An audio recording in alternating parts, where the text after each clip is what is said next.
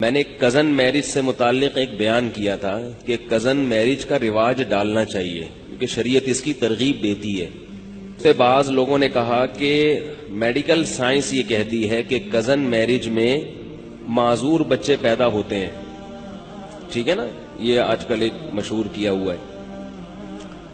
اور بعض لوگوں نے یہ بھی کہا کہ مفتی صاحب کی میڈیکل سائنس پہ ریسرچ نہیں ہے، اگر ان کی ریسرچ ہوتی تو یہ بات نہ کرتے۔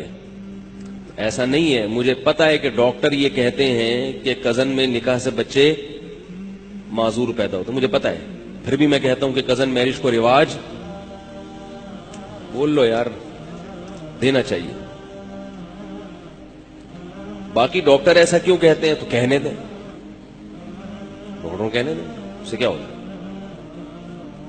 باقی ساری باتیں ڈاکٹروں کی مانتے ہیں آپ تو کہنے دیں ڈاکٹر کو، کچھ بھی نہیں ہوتا۔ چچا زاد، پھوپھی زاد، خالہ زاد، مامو زاد، یہ ان بہنوں سے، جو بہن ہے نہیں حقیقت میں لیکن مجازن بہن کہا جاتا ہے قریبی رشتے کی وجہ سے، ان میں نکاح کو رواج دینا چاہیے۔ اس میں بہت سارے فضائل ہیں اس کے۔ پہلی بات، قرآن مجید نے الگ سے پروٹوکول دیا ہے ان چار رشتوں کو۔ جہاں اللہ نے نکاح کو حلال کیا نا، نبی کو کہا کہ ہم نے آپ کے لیے بہت سی عورتیں حلال کی ہیں، ان میں اللہ نے الگ سے ان چار عورتوں کا ذکر کیا۔ وَبَنَاتِ عَمِّكَ، اے نبی آپ کے لیے آپ کی پھوپھی کی بیٹیاں بھی حلال، یعنی آپ کے چچا کی بیٹیاں بھی حلال۔ وَبَنَاتِ عَمَّاتِكَ، اور آپ کی پھوپھی کی بیٹیاں بھی حلال۔ وَبَنَاتِ خَالِكَ، اور آپ کے ماموں کی بیٹیاں بھی آپ کے لیے حلال۔ وَبَنَاتِ خَالَاتِكَ، اور آپ کی خالہ کی بیٹیاں بھی۔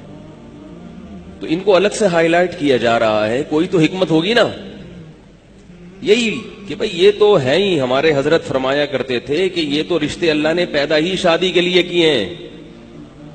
جو رشتے اللہ نے پیدا ہی شادی کے لیے کیے ہوں، کیا ان کو اللہ لنگڑے لولے بچے پیدا کرنے کے لیے کرے گا؟ ہے بھئی، کیا ہو گیا؟ وہ اس لیے پیدا کرے گا تاکہ لنگڑے لولے بچے پیدا ہوں؟ ایسا تھوڑی ہوگا۔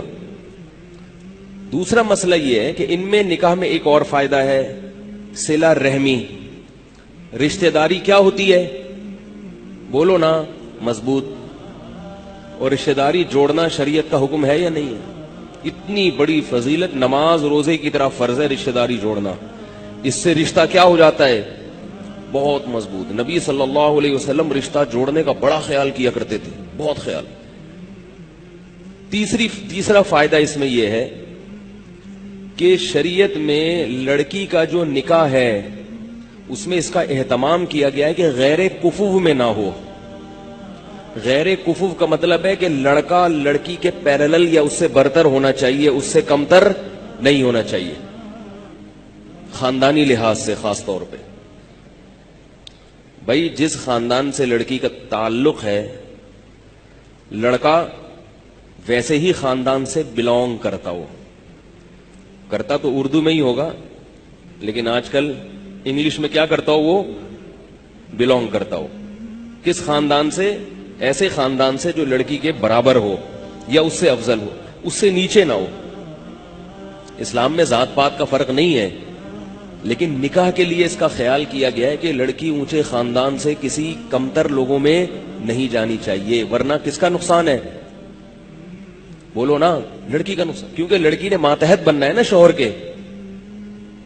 تو ماتحت ایسے شخصیت کے بنا جاتا ہے جو آپ ذہنی طور پر اس کو اپنے سے برتر مان رہے ہو۔ اگر وہ بھنگی چماروں میں چلی گئی، بڑے اونچے خاندان سے چلی گئی، کہاں؟ بھنگیوں کے خاندان میں،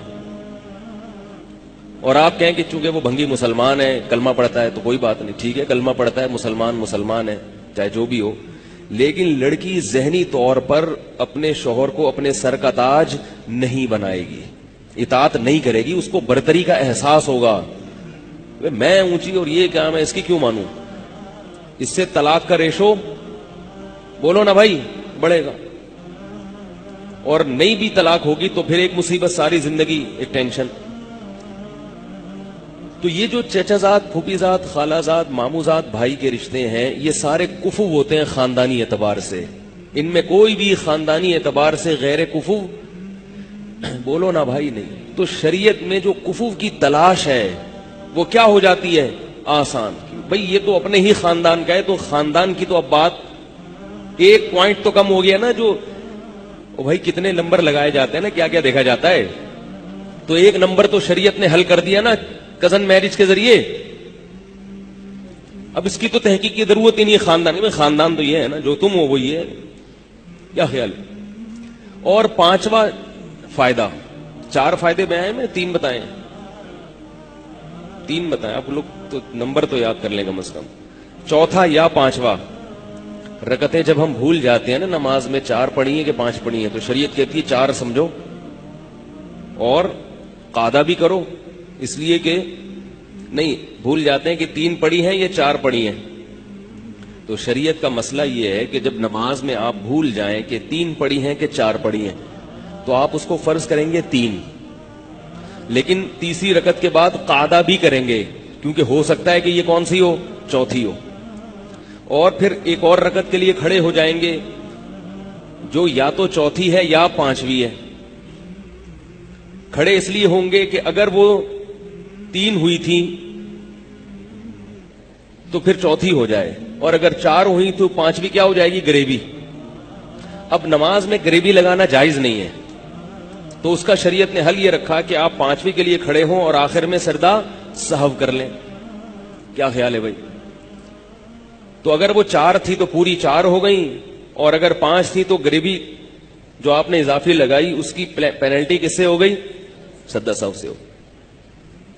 اسی کو حدیث میں کہا ہے فَلْيَبْنِ عَلَى الْأَقَلِّ, حدیث میں آتا ہے کہ جس کو نماز میں شک ہوا نا 3 پڑھی ہیں کہ 4 پڑھی ہیں, تو وہ عقل سمجھے, کم سمجھے اور اس پر بنا کرے آگے.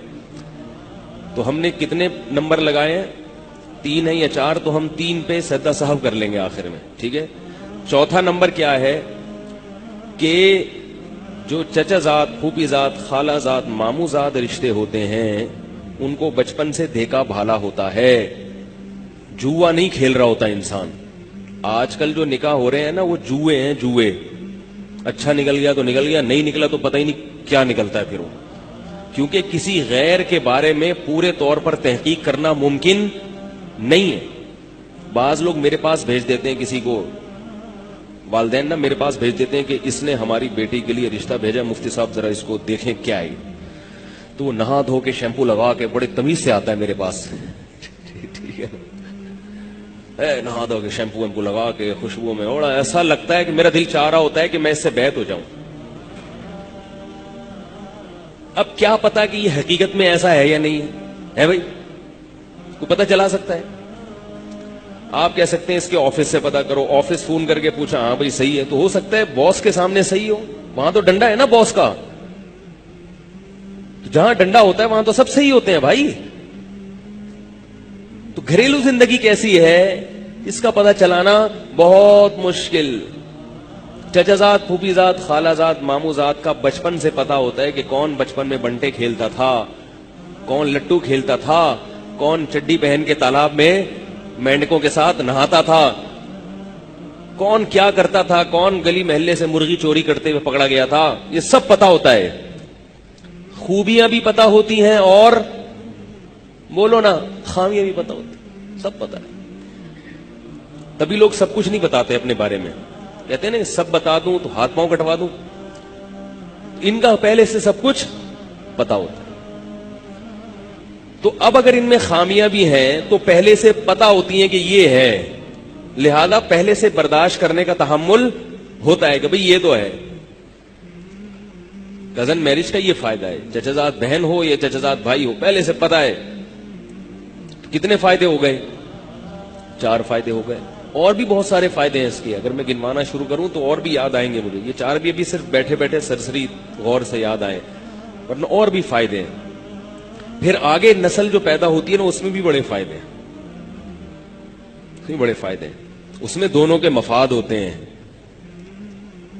جو رشتے ہیں لڑکی اور لڑکے کے ابا اور اماں کے جو رشتے ہیں وہ دونوں طرف سے ہوتے ہیں, لہذا دونوں ان رشتوں کی پاسداری کرتے ہیں. آپ نے شادی کر لی یہاں سے امریکہ میں, تو امریکہ والی کے ننیال وہ ادھر ہے اور آپ کا جو رشتہ ہے وہ ادھر ہے, تو ان سے آپ کا کوئی تعلق نہیں اور ان سے ان کا کوئی تعلق نہیں, تو مشترکہ مفاد نہیں ہوتے. پھر ایک اہم فائدہ 5واں نمبر وہ یہ ہے کہ اگر اختلافات ہوتے ہیں میاں بیوی میں، دونوں خاندان بیٹھ جاتے ہیں، کیونکہ ان رشتوں کے ٹوٹنے میں دونوں خاندانوں کا نقصان ہوتا ہے، تو جوڑنے کی کوشش کون کرتا ہے؟ دونوں خاندان کرتے ہیں. کیا ہو گیا؟ کتنی واضح بات ہے نا. دونوں خاندان جوڑنے کی کوشش کرتے ہیں. تو اگر اتنے سارے مفادات اس میں ہیں تو اگر ایک لنگڑا پیدا ہو بھی جائے تو برداشت کر لو. کیا خیال ہے؟ اول تو ہوگا نہیں انشاءاللہ، کچھ نہیں ہوتا.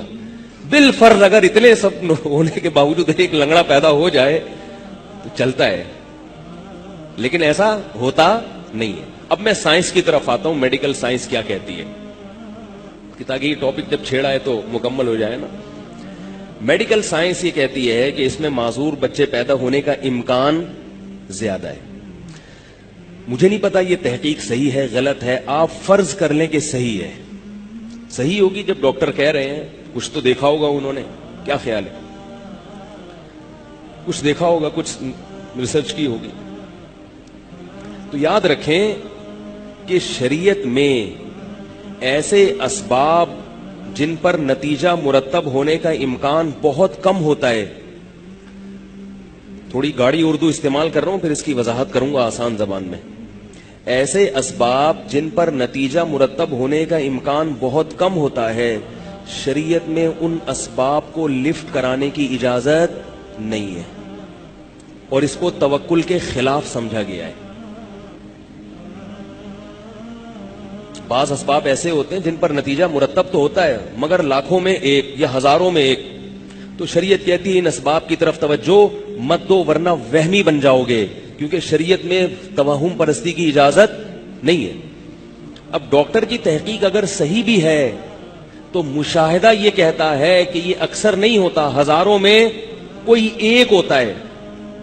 تو یاد رکھو، ہزاروں میں ایک لنگڑا بچہ یا ایک بچہ معذور پیدا ہونے کا امکان اگر کزن میرج میں ہے، تو یہ ہزاروں میں ایک میں معذوری کا امکان کے تو اور بہت سارے اسباب ہیں جو اس سے بھی زیادہ قوی ہیں. ایکسیڈنٹ کے ذریعے بچوں میں معذوری کا امکان کزن میرج سے زیادہ ہے. نہیں آ رہی بات؟ بیماریوں کے ذریعے، عام بیماریوں کے ذریعے بچوں میں معذوری کا امکان کزن میرج کے امکان سے زیادہ ہے. تو کیا اس چکر میں آپ اولاد پیدا کرنا چھوڑ دو گے کہ کہیں معذور نہ پیدا ہو جائے کیونکہ وہ فلاں جگہ، ایک جگہ ساؤتھ افریقہ میں ایک بچہ معذور پیدا ہوا ہے؟ یہ فرض کرو گے آپ؟ نہیں آ رہی بات؟ بچے گم بھی جاتے ہیں، کتنی بڑی ٹینشن ہے والدین کے لیے. لاکھوں میں ایک بچہ، 2 لاکھ 10 لاکھ میں ایک بچہ گمتا بھی ہے. گمتے ہیں نا بچے، بعض دفعہ اغوا ہو جاتے ہیں. اس چکر میں آپ اولاد پیدا نہ کرو کہ کہیں اغوا نہ ہو جائے. تو شریعت آپ کو کہے گی وہمی. کیا کہے گی؟ پاگل ہے، وہمی ہے، سٹھیایا ہوا ہے. جیسے ڈاکٹروں کی ڈاکٹری ایک دلیل ہے، سائنس کی تحقیق ایک دلیل ہے، تو مشاہدہ بھی تو ایک دلیل ہے نا. ہم دیکھ رہے ہیں کہ بچوں کو آپ صبح وین میں بٹھاتے ہیں، گاڑی میں، کنوینس میں، بعض دفعہ ان گاڑیوں کا ایکسیڈنٹ ہو جاتا ہے. اور یہ بہت ہوتا ہے کیونکہ صبح صبح ڈرائیور جو ہے نا، جو بچوں کو کی وین لے کر اسکول جاتے ہیں، وہ بہت اسپیڈ سے بھگاتے ہیں. اور ایسے کئی کیسز ہوئے ہیں. لیکن ہزاروں وین میں سے کوئی ایک وین ہوتی ہے جس کا ایکسیڈنٹ ہوتا ہے. آپ اس احتمال کی وجہ سے کیا بچے کو اسکول بھیجنا چھوڑ دیتے ہو؟ ظاہر ہے یہ رسک لینا پڑتا ہے بھائی، یہ تو ہوتا ہے. تو جتنا امکان بچے کے ایکسیڈنٹ ہونے کا ہے، اس سے بھی کم امکان کزن میرج کے نتیجے میں معذور بچہ پیدا ہونے کا ہے. ایک بات تو یہ. دوسرا، کزن میرج کے نتیجے میں اگر معذور بچہ بالفرض پیدا ہوا تو یہ بھی یقینی نہیں ہے کہ یہ کزن کی وجہ سے ہوا، یہ ویسا ہی ہوا ہے. لیکن جو وہمی لوگ ہیں وہ اس کو کس کھاتے میں ڈال دیں گے؟ کزن میرج کے.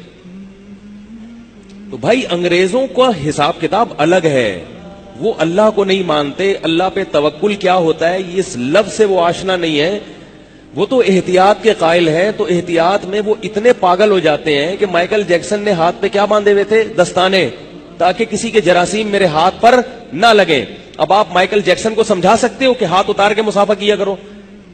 وہ بھی دلیل دے گا کہ میڈیکل سائنس یہ کہتی ہے کہ جراثیم ہاتھ کے ذریعے ہاتھ میں ٹرانسفر ہوتے ہیں، اور اس کی رپورٹیں پیش کر دے گا وہ. تو آپ کے پاس کیا جواب ہوگا؟